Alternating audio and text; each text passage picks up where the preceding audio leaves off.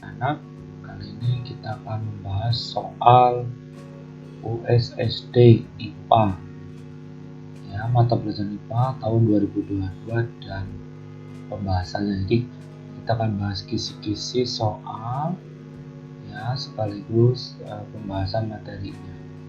Oke, baik, kita mulai saja. Yang pertama itu kisi-kisi soalnya disajikan gambar rantai makanan. Peserta didik dapat menentukan peran organisme tertentu dalam suatu rantai makanan. Oke, jadi ini ada gambar rantai makanan ya. Nah, ini ada rumput. Ini mungkin di ekosistem sawah seperti ini ya. Jadi ada rumput yang berfungsi sebagai atau berperan sebagai produsen. Kemudian ada belalang yang memakan rumput, ini disebut sebagai konsumen pertama. Kemudian belalang itu dimakan oleh tikus, tikus sebagai konsumen kedua. Kemudian tikus dimakan oleh ular, ini sebagai konsumen ketiga. Ular dimakan oleh burung elang, burung elang disebut konsumen keempat. Lalu burung elang mati, maka jasadnya akan diurai atau dimakan oleh bakteri pengurai. Bakteri pengurai kemudian akan menyuburkan tanaman ya, jasadnya akan diambil oleh rumput. Nah, inilah yang disebut dengan rantai makanan yang terdapat pada ekosistem sawah. Masih banyak lagi sebenarnya ekosistem, kamu bisa belajar dibuka lagi ini kalau nggak salah materi kelas 4. Baik, selanjutnya di indikator soal kedua, peserta didik dapat menunjukkan jenis hubungan antar makhluk hidup. Oke, hubungan makhluk hidup itu antar makhluk hidup itu ada beberapa macam. Ada yang disebut dengan simbiosis, mutualisme. Jadi hubungan makhluk hidup disebut simbiosis ya. Simbiosis itu macam-macam. Yang pertama ada mutualisme. Mutualisme itu hubungan antara dua jenis makhluk hidup yang saling menguntungkan. Ya, contohnya serangga dan tumbuhan berbunga. Kemudian kerbau dengan burung jalak. Ya, kerbaunya kegatalan karena banyak kutu di punggungnya, kemudian dimakan oleh burung jalak, jadi burung jalaknya kenyang. Kan saling menguntungkan. Dan buaya dengan burung plover, ya, bisa dibaca sendiri. Kemudian tumbuhan dengan cacing, ya, cacing tanah terutama ya. Nah, dengan adanya cacing tanah itu, air dan udara yang diperlukan tumbuhan menjadi lebih mudah menyerap. Cacing tanah mendapatkan makanan dari daun yang kering. Jamur dengan ganggang, akar tanaman polong, ya, dengan bakteri Rhizobium radicola. Itu tadi simbiosis mutualisme yang saling menguntungkan. Kemudian ada simbiosis komensalisme, yang artinya satu pihak diuntungkan namun pihak yang lain tidak dirugikan. Jadi satu untung, satu nggak rugi. Contoh, ikan remora dengan ikan hiu. Yang ikan remora nempel pada ikan hiu, remora mendapatkan sisa makanan ikan hiu, dan hiu tidak juga mendapatkan keuntungan dari hal ini ataupun tidak mendapatkan kerugian. Kemudian anggrek dengan berbagai jenis paku-pakuan hidup menumpang pada tempat lain. Anggrek dan paku-pakuan merupakan tempat hidup yang dapat terjangkau sinar matahari yang membantu mereka berfotosintesis. Jadi anggrek dengan paku-pakuan yang menumpang pada tumbuhan lain ya. Anggrek dan paku-pakuan mendapat keuntungan dan menjadi berkembang atau subur. Tumbuhan yang ditumpanginya tidak ada pengaruhnya. Berikutnya yang ketiga, simbiosis parasitisme. Jadi yang hanya menguntungkan satu pihak, yang lainnya rugi. Contoh benalu dengan pohon inang. Pohon inangnya rugi karena makanannya diambil benalu. Benalu menjadi subur. Tali putri yang menumpang pada tumbuhan lain juga sama. Tali putrinya hidup subur, tumbuhan lainnya mati. Biasanya seperti itu. Kutu kepala dengan kulit kepala manusia. Ya. Kepalanya gatal, kutunya dapat makanan. Jamur panu di kulit manusia itu juga sama. Kulit manusia gatal, jamurnya dapat makanan. Jadi satu untung, satu rugi. Berikutnya, indikator soal ketiga, mengidentifikasi upaya manusia dalam melestarikan sumber daya alam. Jadi ini soalnya pemilihan yang berkaitan dengan kelestarian sumber daya alam. Bagaimana melestarikan sumber daya alam? Yang pertama, konservasi sumber daya alam, menanam pohon, menggunakan bahan organik, membuang sampah pada tempatnya, menggunakan barang isi ulang. Ini gampang ya, pilihan ganda ini gampang. Terus indikator keempat, disajikan ilustrasi cerita tentang pencemaran sungai. Peserta didik dapat menelaah upaya untuk menjaga kelestarian sungai. Ini tidak ada materinya karena ini saya rasa gampang ya. Ada cerita tentang pencemaran sungai, nah kamu suruh menyimpulkan biasanya mungkin bagaimana perilaku yang harus dilakukan agar sungai tidak tercemar. Oke, lanjut aja. Indikator soal kelima. Disajikan gambar hewan-hewan, siswa menentukan kelompok hewan berdasarkan jenis makanannya. Baik, ada karnivora, pemakan daging, ya, memiliki rantai gigi yang kuat, pemakan daging. Kemudian ada kuku untuk mencengkrang, ya, gigi taring untuk merebut makanan, kecepatan lari yang tinggi. Ya. Jika dari burung, maka memiliki paruh yang tajam dan memiliki racun yang bisa melemahkan mangsa. Contoh karnivora, kucing, harimau, komodo, burung elang, buaya, dan lain sebagainya. Lalu herbivora, pemakan tumbuhan, ya. Gigi seri dan geraham, umumnya jinak dan banyak dikonsumsi manusia, ya dimakan. Kulitnya dimanfaatkan, susunya juga dimanfaatkan. Ya. Oke, ini herbivora. Makan utamanya rumput atau tumbuhan. Hewan vivipar atau berkembang biak dengan cara beranak. Hewan mamalia, hidup di darat, berdarah panas, memiliki gigi geraham yang lebar, berkaki 4, termasuk hewan vertebrata. Contohnya apa? Kambing, sapi, kerbau, itu golongan herbivora. Berikutnya adalah omnivora, pemakan segalanya, baik tumbuhan maupun daging. Ya. Contohnya beruang, orangutan, kera, siamang, dan sebagainya. Susunan gigi seri, gigi taring, dan gigi geraham. Ciri-cirinya omnivora, memakan tumbuhan dan daging, mempunyai pencernaan yang kompleks, mempunyai gigi yang tajam pada bagian depannya, mempunyai gigi datar pada bagian belakang. Sebagian besar bukan merupakan hewan mamalia dan sebagian yang lain adalah mamalia. Berkembang biak secara bertelur dan sebagian beranak. Jadi omnivora itu ada yang bertelur dan juga yang beranak. Selanjutnya indikator ke-6. Disajikan sebuah tabel hewan yang bentuk penyesuaian diri hewan. Peserta didik dapat menunjukkan pasangan hewan dengan bentuk penyesuaian dirinya. Baik, jadi nanti soalnya ada tabel, ada hewan apa, sebelahnya cara menyesuaikan diri. Nah, kita ulang lagi cara menyesuaikan diri pada hewan itu disebut dengan kamuflase, yaitu menyamarkan tubuh pada lingkungan sekitarnya. Ya. Nah, ini kamuflase ini biasanya terdapat pada bunglon ya. Ada juga belalang daun. Itu contoh kamuflase. Berikutnya ada yang disebut dengan mimikri. Jadi kalau kamuflase itu belalang, kalau mimikri itu bunglon. Ya.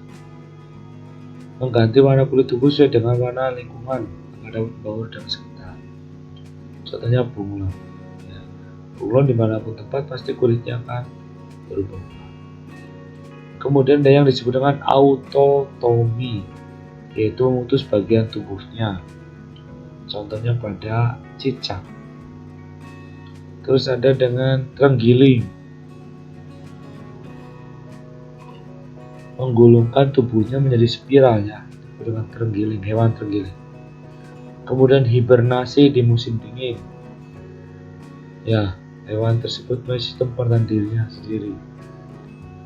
Jadi untuk bertahan hidup dengan dari dingin itu dengan hibernasi. Contohnya beruang kutub, ya, penguin. Nah, itu. Yang ketujuh, disajikan gambar tumbuhan. Peserta didik dapat menyajikan bagian-bagian tumbuhan dan fungsinya. Yang pertama daun. Daun ini terjadinya fotosintesis ya. Oke. Kemudian selain itu juga banyak ya fungsinya, itu ya fotosintesis, kemudian menyerap matahari dan menyimpan cadangan makanan.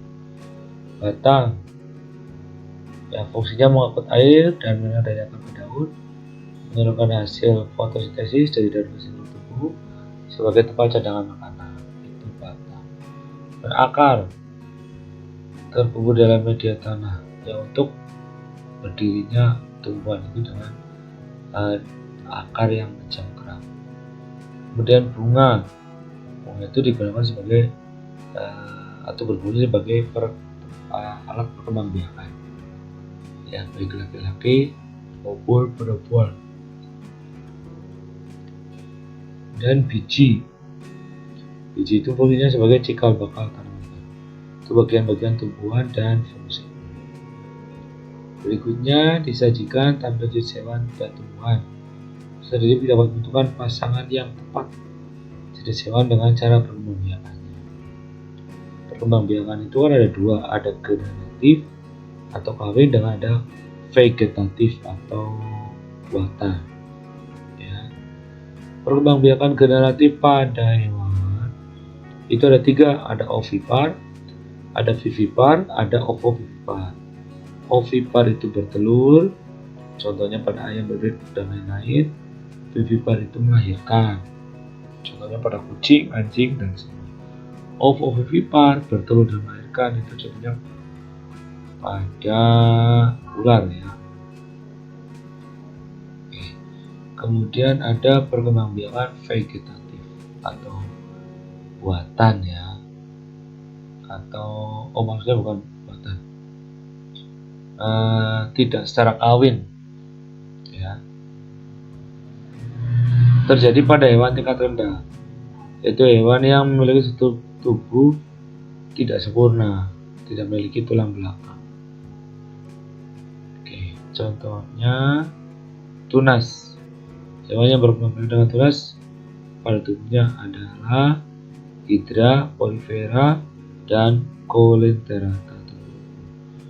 Kemudian ada fragmentasi. Hewan berkembang dengan memutus atau memotong tubuhnya menjadi dua bagian terlebih. Kemudian potongan tersebut akan tumbuh menjadi individu baru. Contohnya adalah cacing pipi atau Planaria dan cacing pita. Terus ada yang disebut dengan membelah diri. Ya.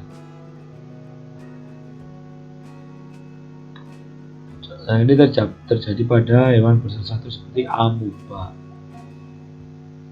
Kemudian disajikan gambar mencangkok, dapat menyebutkan keuntungan dari perkembangbiakan vegetatif buatan. Ya, jadi perkembangbiakan vegetatif buatan itu macam-macam ya.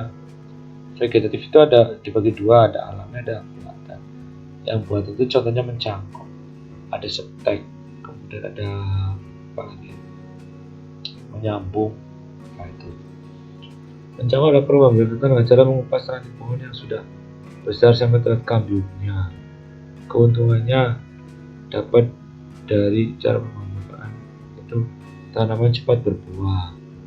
Terus yang dihasilkan memiliki sifat yang sama seperti induknya. Pohon yang tumbuh tidak terlalu tinggi itu keuntungan mencangkuk. Kemudian berikutnya gangguan pada organ gerak manusia. Organ gerak manusia berarti kan tulang ya. Yang pertama patah tulang ya karena jatuh atau kebentur. Kemudian osteoporosis. Ya, ini adalah kondisi di mana tulang mengalami pengeroposan karena terjadi penurunan kepadatan massa tulang. Kemudian skoliosis, yaitu melengkung ke samping, tulang belakangnya melengkung ke samping. Lordosis, tulang belakang seorang melengkung ke depan.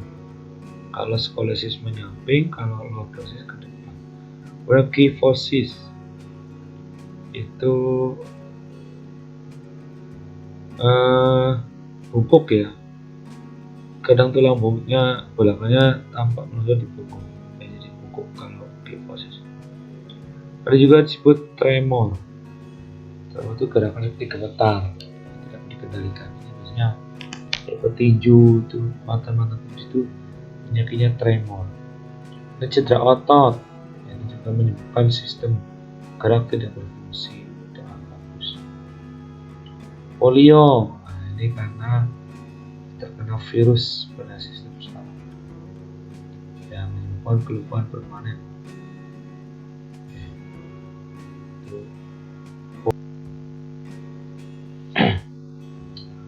Baik, polio itu biasanya kita harus divaksin ya. Ketika kecil itu biasanya divaksin, jadi biar tidak kena penyakit polio. Baik, untuk indikator soal nomor 11. Sebentar ini biar kelihatan. Disajikan gambar rangka manusia. Peserta didik dapat mengidentifikasi fungsi rangka manusia tersebut. Jadi ada gambar kerangka, lalu kamu menyebutkan kegunaannya itu apa. Ini nanti dipelajari rangka manusia ya. Rangka manusia itu kan melindungi dalam tubuh. Tulang penyusun rangka manusia itu memiliki berbagai fungsi. Ada yang untuk produksi sel darah, sum-sum tulang, ya. Kemudian trombosit, organ dalam. Berbagai jenis tulang, ada tulang tengkorak, ya. Organ bagian kepala terbagi menjadi dua bagian, yaitu tengkorak bagian kepala dan bagian muka atau wajah. Terdiri 10 tulang, yaitu tulang tengkorak belakang, tulang dahi, 2 tulang ulur, 1 tulang pelipis, 2 tulang tapis, 2 tulang baji. Tulang tengkorak bagian bawah tidak bisa digerakkan kecuali tulang paha bawah. Bagian tulang ini masuknya ke sini. Nah, tulang tengkorak bagian muka tidak bisa digerakkan kecuali rahang bawah. Terdiri atas 2 tulang rahang atas, 2 tulang rahang bawah, 2 tulang pipi, 2 tulang mata, 2 tulang hidung, 2 tulang langit, 1 tulang pangkal lidah. Kemudian tulang belakang, fungsi yang penting seperti menyokong tubuh dan kestabilan hingga pusat saraf. Terdiri dari 3 ruas tulang, yaitu 7 ruas tulang leher, 12 ruas tulang punggung, 5 ruas tulang pinggang, 5 ruas tulang kelangkang, 5 ruas tulang leher. Itu tulang belakang. Lalu tulang dada dan rusuk, ya, ada 3 bagian. Bagian bulu, kemudian bagian tajuk dang, bagian badan atau tengah, bagian bulu atau tungkai, bagian badan atau tengah, bagian tajuk dang itu dari tulang rawan. Tulang rusuk terbagi menjadi 3, yaitu 7 pasang tulang rusuk sejati, 3 palsu, 2 tulang rusuk lain. Ada rangka apendikular. Ya, rangka ini berfungsi sebagai alat gerak pada manusia. Ya, ada sekitar 126 tulang. Satu kerangka tubuh bagian atas dari 30 tulang, tulang lengan, tulang pundak, tulang pergelangan tangan, tulang pergelangan, tulang telapak tangan dan jari-jari. Ada panggul. Ada kerangka tubuh bagian bawah dari 30 tulang, itu tulang paha, tulang kering, tulang betis, tulang lutut, tulang pergelangan kaki, telapak kaki, dan jari kaki. Oke. Yang indikator soal ke-12 itu siswa dapat menunjukkan alat pernafasan pada hewan. Sistem pernafasan pada hewan itu contohnya pada serangga itu dengan menggunakan trakea. Ya. Kita amati cacing. Cacing itu menggunakan khusus ya, melalui kulit. Cacing itu bernapas dengan kulit. Kemudian ikan dengan insang. Ya. Kecuali kayak ikan paus seperti itu ya. Oke. Burung itu bernafas dengan pundi-pundi udara ya, atau kantong udara. Alat bernafas itu trakea, bronkus, dan paru-paru. Ini hampir mirip ya. Oke. Memiliki alat pernafasan disebut pundi-pundi udara atau kantong udara. Makanya burung kan bisa terbang lama karena punya kantong udara di dada. Ada saat tidak terbang. Kalau tidak terbang, burung itu mengirim udara mengalir lewat bronkus atau kantong udara bagian belakang. Kalau saat terbang,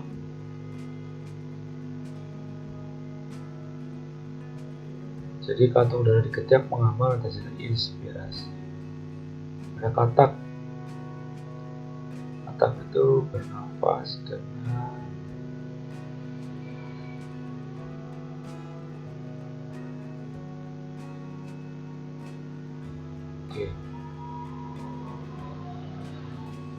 katak sudah tidak bermasalah. Paru-paru dan kulit katak itu pada saat menghisap darah hidung dan mulut.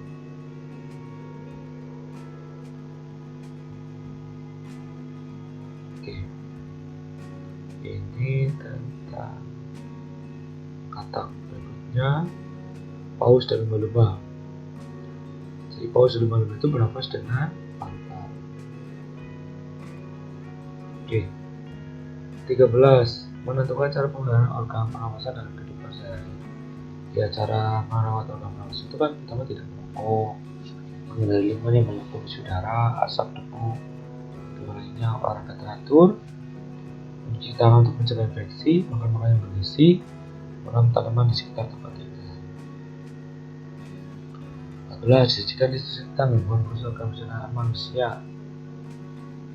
Gangguan pencernaan ada MA, ada GORD, gastroesophageal reflux disease, ada tukak lambung, ada diare, ada sembelit, ada inflammatory bowel disease. Ini gangguan pada pencernaan. Nomor 15, disajikan gambar sistem peredaran darah manusia. Peredaran darah manusia itu ada dua, ada darah besar dan darah kecil. Darah besar itu seperti ini.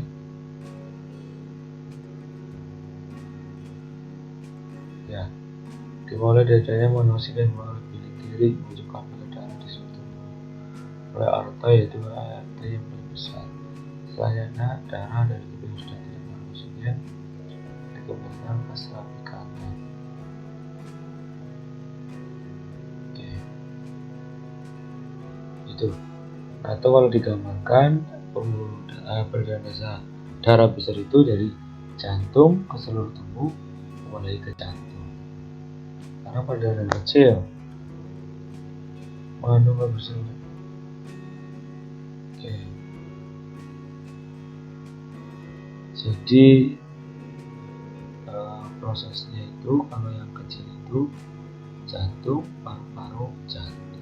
Jadi lihat paru-paru. Nah, seperti ini gambarnya nih. Ya. Nah, di sini bagian besar 4 mana 4 ke 12 di 12 ke 6 ini 6 7 itu 5 itu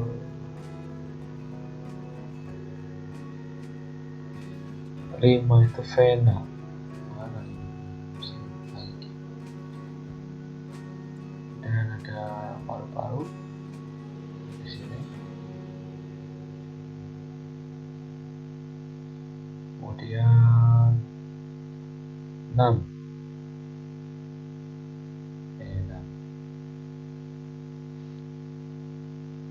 Kemudian 7 hubung 8 paru-paru 9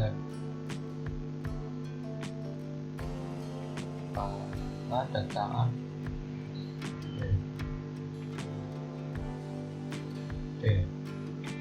Jadi badan darah besar itu disebut dengan badan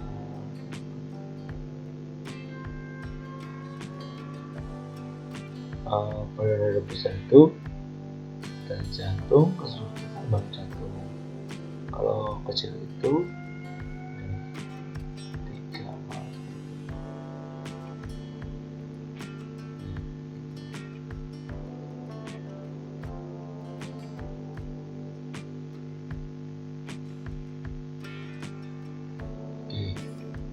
berikutnya